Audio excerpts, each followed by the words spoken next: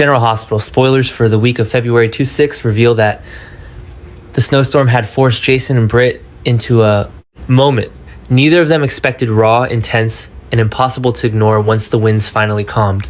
What happened between them did not just deepen their connection. It awakened something inside Jason that had been dormant for far too long. He had lived his life with disciplined detachment and a clear sense of mission. But as he watched Britt shiver in the dim light after the storm, her guard lowered and her fear barely concealed. Something shifted in him with a force he couldn't deny. It was more than loyalty, more than instinct. It was a promise he made silently to protect her at any cost. Britt had given him more than information that night. She had pieced together fragments of a conspiracy she barely understood, laying out clues Jason hadn't been able to see alone. And as he listened to her, the picture sharpened. The threats weren't random, her enemies weren't disorganized, and whatever Sidwell was planning reached far deeper into Port Charles than either of them realized. The danger encircling her was calculated, precise, and closing in fast. Jason felt the familiar weight of responsibility settle across his shoulders, but this time it carried an edge of urgency he hadn't felt since returning. Now that he understood the scope of the threat, Jason knew Britt couldn't afford to make a single misstep. He urged her to continue cooperating, to play along, to follow orders from inside the fire until he could break down the walls trapping her. It went against every instinct she had, especially when she feared Jason might become a target in her place. She worried about the risk he was taking, and her thoughts kept drifting to Rocco as well, another innocent caught in the ripple effects of Sidwell's operation. But Jason reassured her with the calm certainty that had always set him apart. He wasn't improvising, he was planning. That was the adjustment taking shape within him. After months of reacting, surviving, and repositioning, Jason was shifting back into the man he once was, the strategist, the protector, the force who knew how to dismantle an enemy from the inside out. He was no longer gathering information, he was building a war map. Sidwell and his associates had made the mistake of targeting someone Jason cared about, and now they were going to learn what that truly meant. He began constructing a plan not just to disrupt Sidwell's operations, but to destroy them completely. Every ally Jason still trusted, every connection he had left inside Port Charles. Every fragment Britt had shared, he used all of it to generate a strategy that was both surgical and devastating. Britt sensed the shift in him. The man standing in front of her wasn't merely defending her. He was hunting, but even as he arranged his next move, something unexpected surfaced, threads connecting the conspiracy to Sonny. The deeper Jason dug, the clearer it became that Britt's situation wasn't isolated. A larger network of power was involved, one with the resources to tamper with WSB orders and make assassination attempts disappear into the snow. Jason couldn't ignore the implication, nor the rising suspicion that the same hands threatening Britt had once reached for Sonny. The question gnawed at him. How long would it take before he acknowledged the truth, staring him in the face? Director Ross Cullum. The more Jason examined, the more every lead circled back to Cullum quietly, persistently, with chilling consistency. The WSB's internal structure, Brick's intel, the unexplained gaps in reports, the pattern of agents being redirected, everything pointed to someone high enough to issue fatal orders without raising suspicion. Jason's instincts rarely failed him, and they were now screaming a single warning: the threat to Sonny was never an external rival. It had come from inside the system. Realizing this pushed Jason into a new state of clarity. His actions sharpened, his focus narrowed, and the adjustment in him became complete. Protecting Britt was no longer his only mission. He was now threading two timelines, saving her from Sidwell while uncovering the truth behind Sonny's attempted murder. And somewhere at the intersection of those two paths stood Cullum, hidden behind a mask of authority. Jason knew one thing with absolute certainty. Once he confirmed Cullum's involvement, there would be no turning back. Because Jason Morgan does not forgive betrayal, he eliminates it. In the quiet aftermath of this snowstorm, when the frantic shouts had faded and the wind no longer clawed at the windows, Carly found herself sitting with the truth she had spent hours resisting. The fear she had seen in Valentin's eyes during the storm, raw, unfiltered, almost breaking him, had carved itself into her thoughts. Charlotte's disappearance had shaken everyone, but for Valentin it had been something far deeper. A terror that reached into his bones. And now that the chaos had settled into a tense stillness, Carly realized she could no longer ignore what needed to be done. She might not trust Valentin completely, but she understood his desperation. After everything the storm had taken from them, she could not deny him what could be his last moment with his daughter. So she prepared herself to make the offer she never thought she would consider: arranging another reunion between Charlotte and Valentin. It was risky, impractical, and dangerous, exactly the kind of decision Carly avoided when her family's well-being was at stake. But the image of Valentin pacing the attic like a ghost trapped between hope and despair lingered too strongly for her. To dismiss, he needed closure, and perhaps Charlotte did too. Valentin, meanwhile, felt as though the storm had splintered something inside him. The fear that Charlotte had been lost forever had pushed him beyond any emotional boundary he had ever known. Even now, safe in the secret attic above Carly's home, he couldn't catch his breath. Every creak of the house sounded like Charlotte calling his name.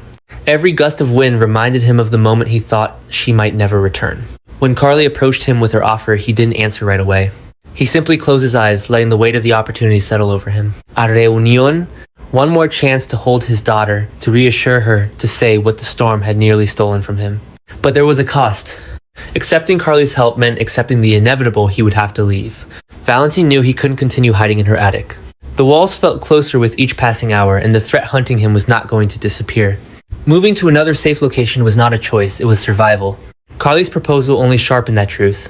If he took the meeting with Charlotte, it might be the last one for a long time. It might be the final moment he could safely be her father before disappearing into the shadows again. And the idea nearly broke him. Carly watched the turmoil flicker across his face and felt an unexpected ache in her chest. She had seen Valentin in many forms, calculating, arrogant, quiet, dangerous, but never like this. His vulnerability unsettled her. It made him human in a way she had not prepared for. And it made her realize something else: their plan, the entire strategy she had crafted to keep him hidden, would no longer work.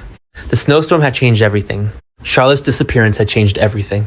They would have to rethink every step, every move, every hiding place, every assumption. This revelation struck Carly harder than she expected.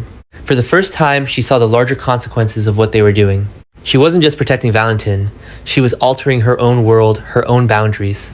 In that shift, the adjustment, forming quietly but undeniably, signaled a shock she hadn't fully processed yet. By helping Valentin, she had entangled her life with his far more deeply than she ever intended. Valentin sensed it too. Standing in the narrow attic space, he realized the storm had not just shaken him, it had rearranged the path ahead.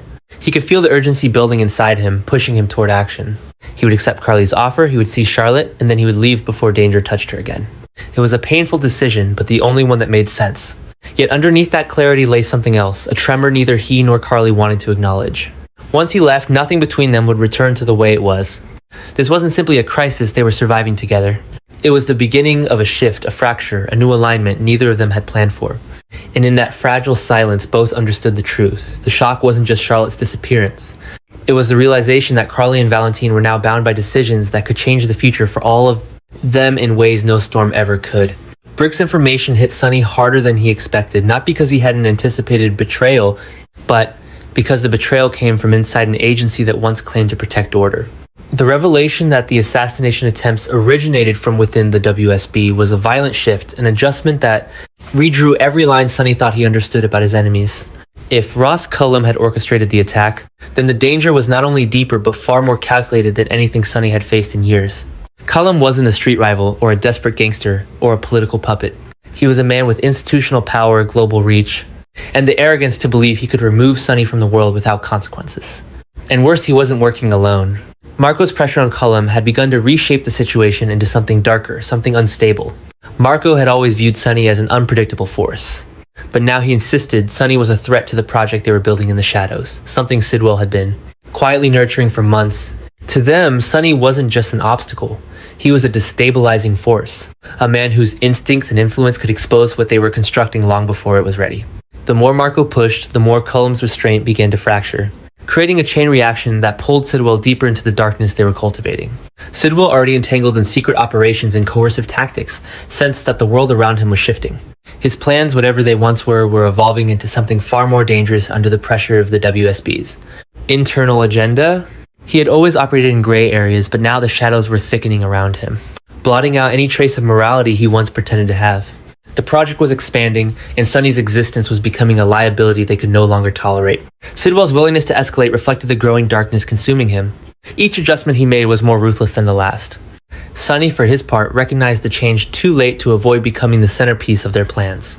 He felt it in the way his informants hesitated before answering, in the subtle silences during conversations with allies, in the unfamiliar pressure building around his family and business. Something was moving beneath the surface of Port Charles, smooth, silent, venomous. And Sonny understood that Sidwell wasn't merely following orders. He was aligning himself with the power that had been, building for years a power that now viewed Sonny Corinthos as the final barrier before full control. The darkness tightening around Sonny and Sidwell was more than coincidence. It was a collision path. Sonny's world was being encroached upon by men who operated behind polished desks and federal badges, not alleyways and gunmetal. Sidwell's world was spiraling under pressure. pushing him to make decisions that would drag him past the point of redemption. And at the center of both trajectories stood Cullum, calm, deliberate, preparing another strike with the cold efficiency of a man who believed he could reshape Port Charles from the shadows. This was the real explosion brewing, not bullets, not bombs, but the collapse of boundaries between institutional power and criminal ambition. Sonny was no longer dealing with enemies who played by familiar rules. Sidwell was no longer pretending to be anything but a weapon. Cullum was no longer hiding his intention to eliminate Sonny's influence. The adjustment had already happened. The darkness wasn't coming. It was here. And the next move would determine whether Sonny survived the storm that men like Cullum and Sidwell had been quietly building, one that promised not just conflict but transformation, destruction, and a new power rising from the ashes of the old. The snowstorm had trapped Lulu and Nathan in a fragile bubble where time felt suspended, where the world outside fell silent enough for emotions they had long avoided to finally rise to the surface. What began as shared fear and forced proximity slowly shifted into something more intimate, quiet confessions buried in glances, warmth exchanged in the dim light of the powerless cafe, and finally, the moment they both felt without saying, the near kiss that hovered between them like a spark ready to ignite everything they thought they understood about themselves. Lulu felt her breath catch when Nathan leaned closer, and Nathan felt the ground shift beneath him when she didn't pull away. It was a moment neither intended, yet both had been drifting toward for weeks without realizing it. But when the wind calmed and rescue finally came, the weight of reality returned with an almost cruel clarity. They stepped out into the cold, carrying the heat of that moment with them, both pretending it meant nothing while knowing it meant too much. The awkwardness settled quickly, not because they regretted it, but because they did not yet know how to redefine what had changed. Lulu avoided Nathan's eyes, hoping the storm clouds overhead would hide the storm inside her. And Nathan masked his confusion with a tight smile that fooled no one, least of all himself. The truth was undeniable. Something had shifted between them. A new story had begun writing itself, and no amount of pretending would erase the imprint of that almost kiss. But the universe was not about to let them explore that shift in peace. Maxie's warning was approaching a storm of a different kind. She had always been perceptive to emotional undercurrents, and she had already seen the crackling tension between Nathan and Lulu long before they admitted it to themselves. Her upcoming confrontation would force them to face the consequences of their closeness, consequences that neither was prepared to navigate. Maxie's concern wasn't jealousy, it was fear that Nathan and Lulu were stepping into something reckless and potentially destructive emotionally and otherwise, and she wasn't entirely wrong. Yet what Maxie saw as danger, others would soon recognize as chemistry. The kind of chemistry that could no longer stay hidden. Nathan and Lulu were becoming something new, something unexpected, something electric. Their connection wasn't subtle anymore. It was pulsing beneath every shared glance, every moment they occupied the same room. They were becoming the newest hot couple in Port Charles long before they officially crossed that line. And that was the real adjustment unfolding in silence.